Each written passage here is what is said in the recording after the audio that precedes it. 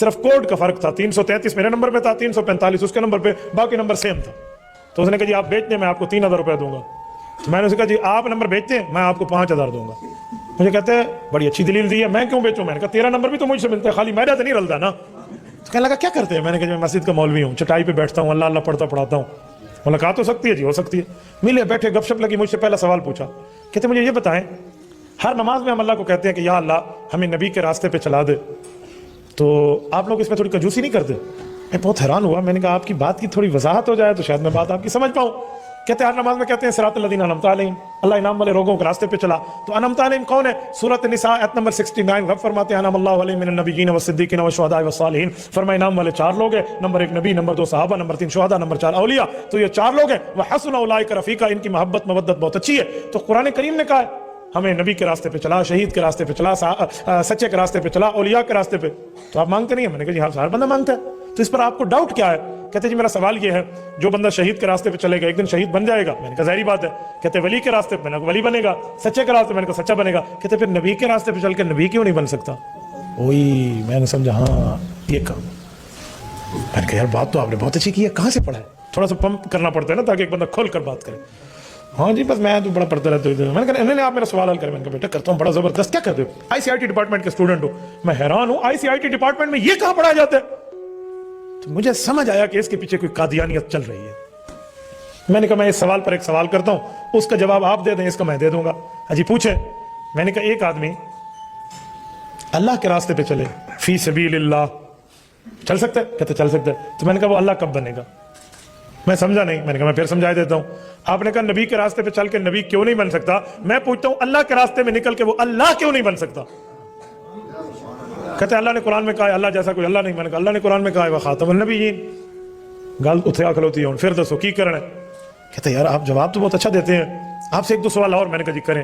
چھدرو میاں والی کے غیرت مند دوستو، وہ بندہ مرزائی نکلا. مرزائی علی نام ہے، لڑکا ہے، کلین شیو ہے، 14ویں کلاس کے بعد آئی سی آئی ٹی ڈپارٹمنٹ کا یونیورسٹی ہماری گومل یونیورسٹی کے اسٹوڈنٹ ہے. اور قادیانیت کی محنت دیکھیں. میں نے دل برا نہیں منایا، کیونکہ جو پوچھنے کے لیے آئے نا طالب صادق بن کے آئے، اس کا احترام کرو، اس کو عزت دو، اس کو سمجھاؤ.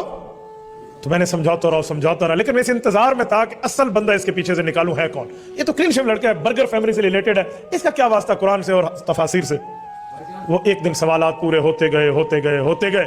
جب سوالات پورے ہو گئے تو ایک سوال کا جواب ہو گیا. تو مجھے کہتے ہیں سر ایک بات ہے. میں نے کہا جی. اسی دوران میں اس کے گھر گیا 2-3 دفعہ، وہ میرے گھر آیا، اپنی فیملی کو لے کر آیا، یعنی اس کی امی تھی.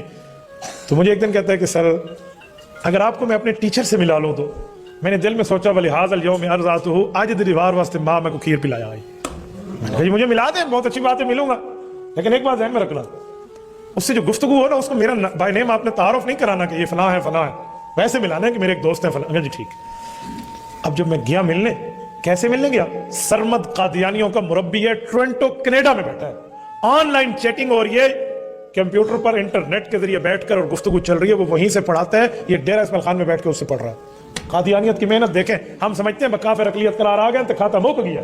نہ بابا نہ، بات پوری ہے. سوال جواب شروع ہے اور اس کی محنت دیکھو. اس کے ساتھ پرنٹر پڑا ہوا ہے. وہ وہاں سے کہتا ہے تفسیر ابن کثیر کی 3 جلد کے صفحہ فلاں پر، یوں کلک کرتے ادھر سے تفسیر ابن کثیر کا وہی صفحہ پرنٹ ہو کے آ جاتا ہے. میں بہت حیران ہوا. میں نے کہا جی واہ. بہرحال کیا حال ہے جی؟ خیریت؟ کہتے جی مولوی تو نہیں ہوں میں، مولوی سے بات نہیں کرتا. میری داڑھی دیکھ کر پریشان تو ہو گیا. ٹھیک ہے.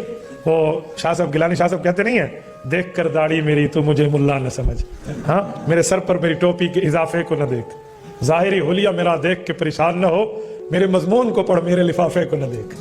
تو میں نے اسے کہا کہ ماشاءاللہ بس تبلیغ کی برکت ہے، اللہ پاک نے تبلیغ والوں کے ساتھ جوڑا ہے. تو جوڑا تو ہے، میرے 4 ماہ لگے الحمدللہ، جنت کی ٹکٹ تو میں بھی کی تھی بدلنا.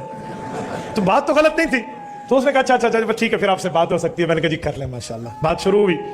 مجھے کہتے ہیں my dear what is the definition of messenger? تھوڑی وضاحت کریں گے کہ نبی کون ہوتے ہیں؟ آپ کے مائنڈ سیٹ میں کیا چل رہا ہے؟ نبی کسے کہتے ہیں؟ اب نبی کسے کہتے ہیں؟ علماء نے لکھا ہے کہ نبی میں کچھ چیزیں ہیں. نمبر 1 اعلیٰ درجے کا انسان ہو جس سے گناہ نہ ہو. نمبر 2 ذو وحی ہو. نمبر 3 اللہ پاک کی طرف سے اس کو واجب الاطاعت کہا جائے. نمبر 4 معصوم من الخطا ہو. یہ چیزیں ہوتی ہیں. قاضی محمد اعلیٰ تھانوی رحمۃ اللہ نے اس پہ کلام کیے. اس کے ذہن میں تھا میں یہی چیزیں بتاؤں گا جو یوں ہوتا ہے یوں ہوتا ہے یوں ہوتا ہے، تاکہ وہ مرزا قادیانی پہ فٹ کر کے کہہ سکے مرزا ہی اللہ کی طرف ہوئے تھے ذو وحی ہے اور فلاں فلاں. میں نے یوں نہیں کیا. میں نے آپ کو کہا نا کہ جب بندہ اللہ کے لیے کام کرے تو رب ذہن کھولتے. شروع میں اس کی دلیل دے رہا ہوں. میں نے کہا نبی کی تعریف تو بہت آسان ہے. وہ کیا؟ میں نے کہا نبی اس اعلیٰ درجے کے انسان کا نام ہے جس نے معراج کی رات ہمارے نبی پاک کے پیچھے بیت المقدس میں نماز پڑھی ہے. نہیں سمجھے؟ معراج کی رات ہمارے نبی پاک کے پیچھے جس اعلیٰ درجے کے بڑے انسان نے نماز پڑھی ہے نا، اس کا نام نبی ہے. فوراً مجھے کہتے ہیں یہ تعریف کہاں لکھی ہوئی ہے؟ میں نے کہا میرے بھائی چھوڑیے تعریف کہاں لکھی ہوئی ہے. لکھی ہوئی باتیں تو بہت سی پہلے بھی تھی، آپ نے کون سی مانی ہے؟ اے 10 میری یہ تعریف کیڑی آیت کے خلاف ہے؟ یہ بتاؤ میری یہ تعریف شریعت میں کس جگہ سے ٹکراتی ہے؟ وہ آیت حدیث پڑھ دے، میں اپنی تعریف واپس لے لوں گا. لکھی شکی ہے، لگا لیا چھوڑ. اب آیت حدیث تو اس سے نہ ہوئی، نقض کیا، اعتراض کیا، آبجیکشن کیا.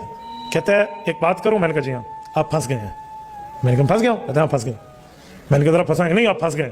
میں یہاں ایک سمجھانے کے لیے جملہ بولتا ہوں. یہ جو لوگ علماء دیوبند کو کہتے ہیں نا کہ آپ پھنس گئے ہیں، میں ان کو سمجھانے کے لیے ایک جملہ کہتا ہوں کہ اہل حق کو اللہ پاک نے علم بھی دیا ہے، فضل بھی دیا ہے، عقل بھی دی ہے. اس دھرتی پر کسی ماں کی پیٹ میں وہ بیٹا نہیں جنا گیا جو علماء دیوبند کو دلیل کی دنیا میں پھنسا جائے.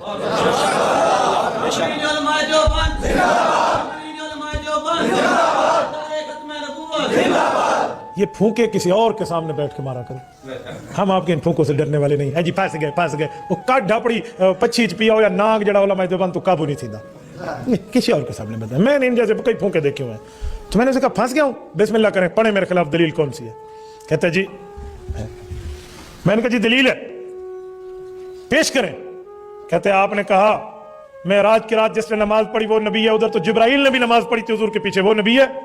میں نے کہا اپنی عقل کا علاج کروانے کے لیے کسی مینٹل ہسپتال میں چلے جاؤ. وہ کیوں؟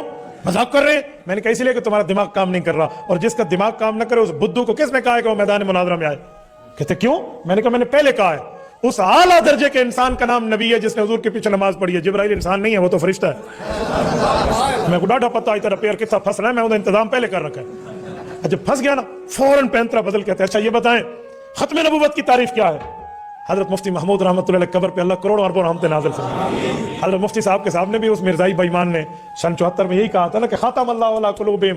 ختم کا معنی مہر ہوتا ہے، تو خاتم النبی نزور مہر لگانے والے مرزا لا دیتی مہر نبی ہے. اس نے اب یہ بھی یہی چاہ رہا تھا کہ میں ختم نبوت کی تعریف کروں اور یہ کہ ختم نبوت کا ایک معنی مہر ہے اور مرزا مہر لگ گئی. تو میں نے کہا جی اس کی تعریف تھی تو بہت آسان ہے. کہتے وہ کیا ہے؟ میں نے کہا ان مقتدیوں کے امام کا نام خاتم النبی جی. ہوں 10 مرزے دا تو پردادا بھی پیدا نہیں ہویا سی، اب کہاں سے نکلے گا ختم نبوت کا ان کا؟ بہرحال وہ لاجواب ہوا. میں نے علی کے چہرے کو دیکھا جو اپنے استاد سے بات کرے، اس کی آنکھوں میں آنسو تھے. میں نے ہاتھ پکڑا. میں نے کہا علی ایک بات کہوں؟ کہتے جی. میں نے کہا کب تک رسول اللہ کے دامن رحمت سے دور رہو گے؟ کب تک دور رہو گے یار؟ کل قیامت میں سفارش مرزے ملعون سے نہیں لینی، اللہ کے رسول سے لینی ہے. یار کیوں ان بےایمانوں کی باتوں میں آتے ہوئے تو 2 جملے بھی نہیں بتا سکا. کہتے ہیں حضرت مجھے کلمہ پڑھا دے، معافی مانگتا ہوں. حضرت رب نے اسے اسلام کی توفیق دی ہے. میری بات کا مطلب سوشل میڈیا پہ بیٹھنے والا نوجوان ادھر آئی ڈی بنا کر اے کاش تو اہل علم کے پاس آ کر کچھ سیکھ جاتا. ہم اہل باطل کے کتے نہ بنے، ہم اہل حق کے شیر بنے. یاد رکھو. کیوں؟ اس میڈیا اور سوشل میڈیا پر بیٹھ کر جو بے ایمان حضور کے دشمن، شریعت کے دشمن منہ کھول کے بیٹھے ہیں، ان کی آنکھوں سے آنکھیں ملانا جانو. وہ تب جانو گے جب آپ دلائل کی دنیا میں پوری پڑھ کے جاؤ گے. تو کب